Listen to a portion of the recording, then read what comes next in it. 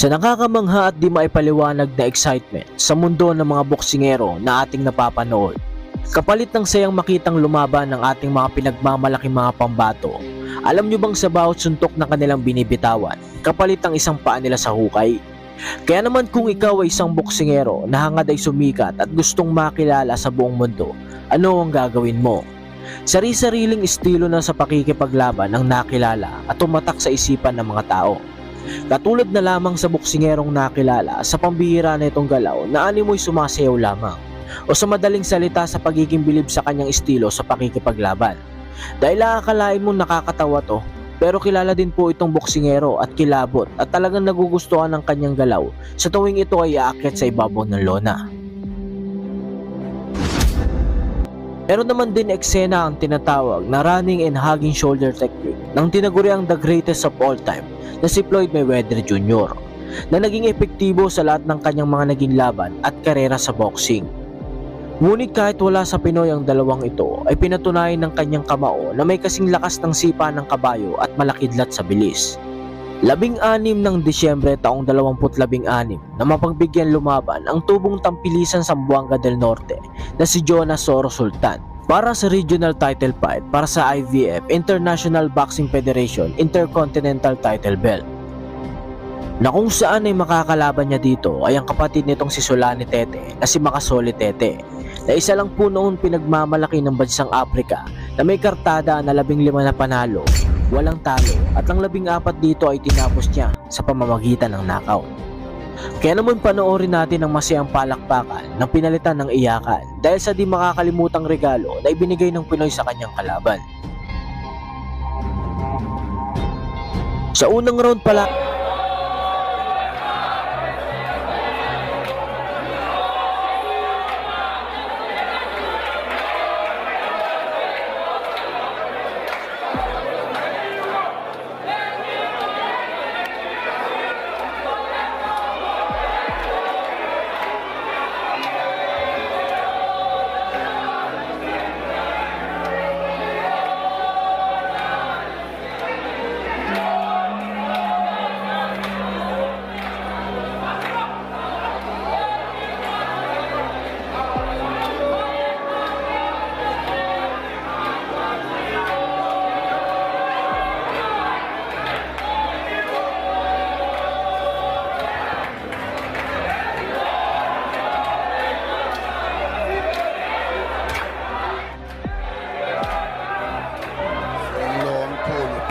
Solani Makasole Tete akinze Tyson Philippi.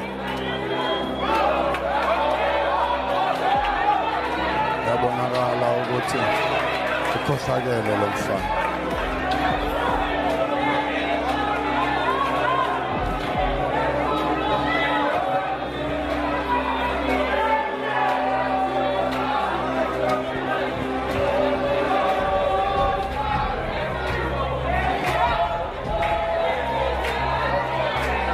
lamang po ay makikitaan na ang ating kababayan ng kalamangan. Kaya naman pansinin at panoorin natin ang biglang pagpasok ng referee upang awatin ang Pinoy.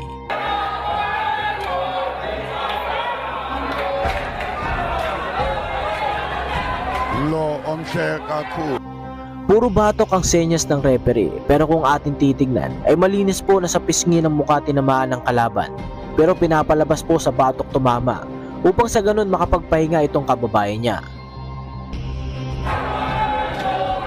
Makasole Tete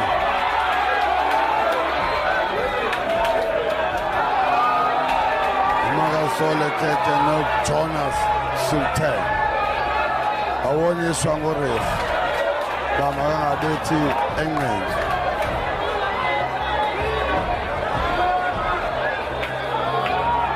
Phinda jongana sengumjikelo oqala khangele kubonakalisa ukuthi ngumlozi awuthakisa inhlansi lo. Kuba lo mfana wasePhilippi ubonakalisa bungangamshabo kaParkman.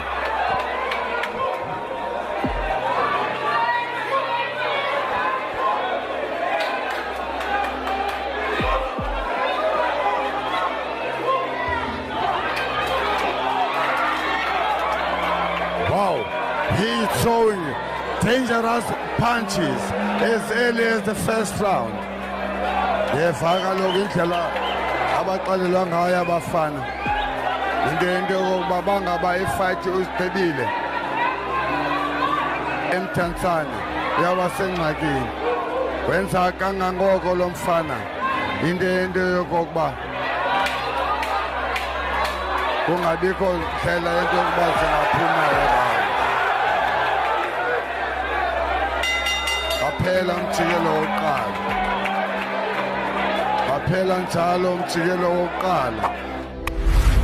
Kaya naman pagpasok ng ikalawang round, dito na tinapos ni Sultan itong si Makasole Tete sa pamamagitan ng malalakas at mabibilis na suntok na halos makatulog na nakatayo ang kapatid ni Sulani Tete. Ngile bethi ulele ekhaya phambi kwabalandeli nababukeli bami. Thixo sithetha nayo Makasole wathi lihlanzo into ewayenza uGideon Buthelezi owafika kumlo engawulungiselelanga ngendlela yiyo. Uthi kuleni game ayinaziphinde yenzeke lo bathengisile wathi abathande nababukeli bomdlalo wamaningi.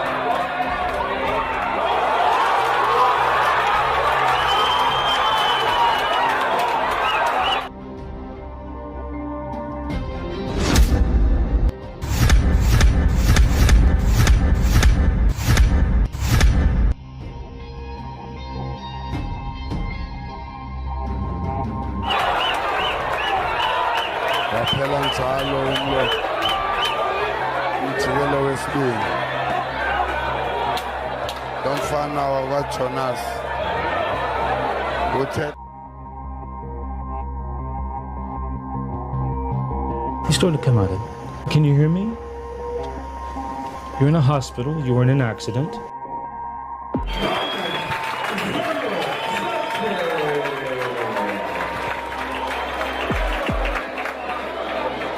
into engakhange ilindeleke nebangakhange bayicinge abathandi bomdlalo wamaningi. Ngoba uMakasole Tete waziwa njengomnye wabantu abanobuchule bommangaliso kumdlalo. Kung isa ka sa mga nagkagusto sa ating tampok ngayon, ay malaya kang kalembangin ng kampana upang makasama kita sa panonood ng mga laban ng ating mga Pinoy boxer.